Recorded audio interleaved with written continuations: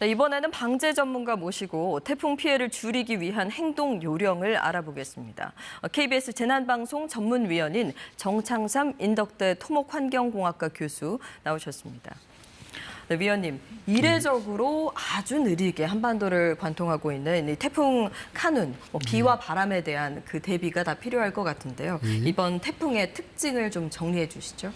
그렇습니다. 이번 태풍과 같은 경로 대부분의 이제 전문가들이 이례적이다라는 표현을 하고요. 그다음에 1950년대 이제 기상 관측 이래로 이제 한반도를 관통하는 유일한 태풍이라는 얘기도 나오고 있고요. 그다음에 초기에 일본을 갔다가 중국 쪽을 향하다가 일본을 향하면서 오키나와 큐슈 부근에서 한 6일 정도 정체하는 아주 이례적인 경로를 취하고 있습니다. 그런데 이제 한반도로 오면서 지금 이동 속도가 굉장히 느린 건 아니고요. 네. 시속 한 20에서 25, 빠르긴 30까지도 올라오고 있습니다. 보통 그래서 다른 때와 비교했을 때는 어느 정도?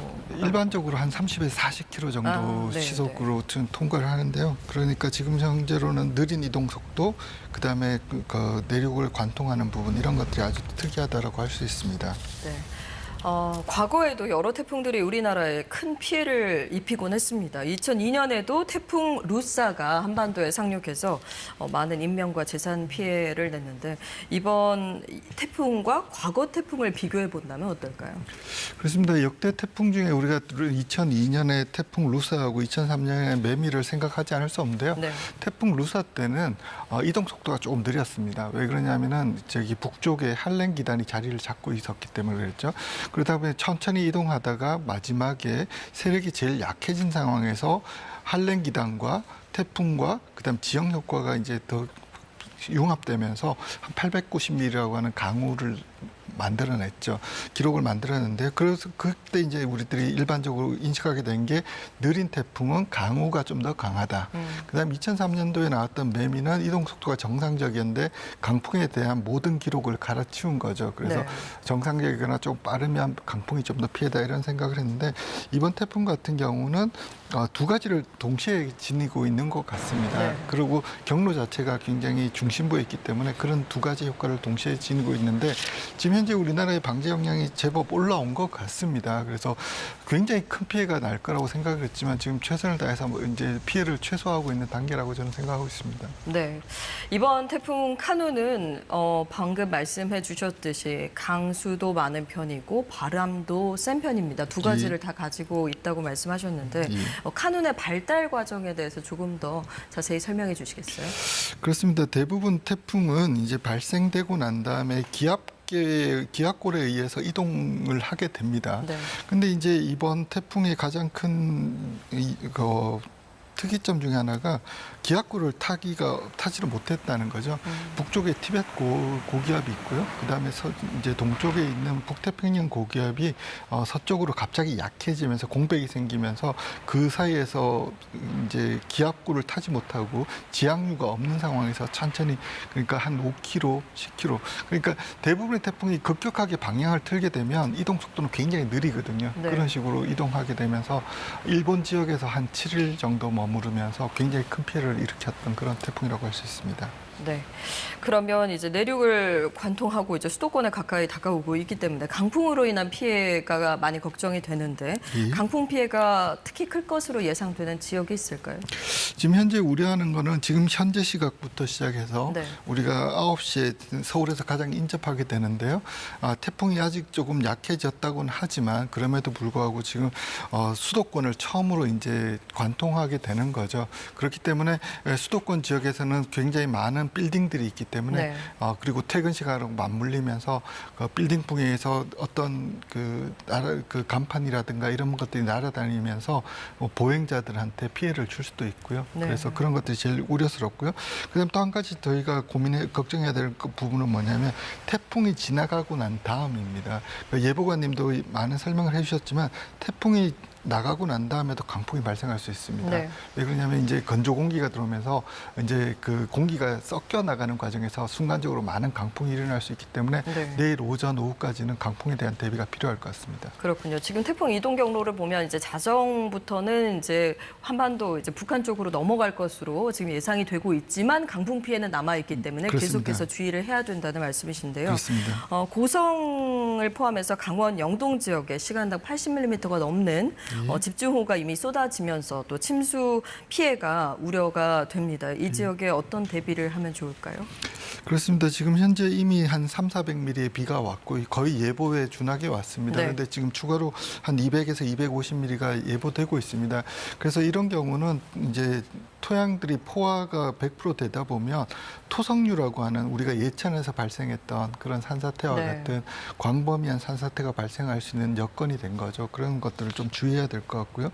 지금 아마 많은 분들이 아마 고성에서는 대피 명령이 내려져서 주민들이 많이 대피를 했을 것 같은데 혹시라도 야간 중에 대피할 때 2차적인 피해, 왜냐하면 시야도 없고 비도 많이 오고 바람도 불기 네. 때문에 그런 것들을 좀 주의해야 될 것 같습니다. 네, 그리고 산사태 같은 경우는 사실 미리 다 지금 예측을 하긴 하지만 그래도 다 예측할 수 없고 워낙 깜깜한 밤이고 하면 정말 위험할 수 있기 때문에 대피를 지금 하고 계실 텐데요.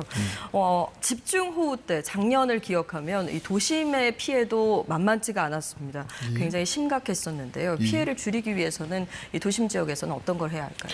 그렇습니다. 우리가 도시라 그러면 서울이라든가 경기도의 일부 지자체들은 예산이 좀 충분하지만 대부분의 지자체들이 도심에도 불구하고 피해가 많이 나는 지역들은 예산이 충분하지 않습니다.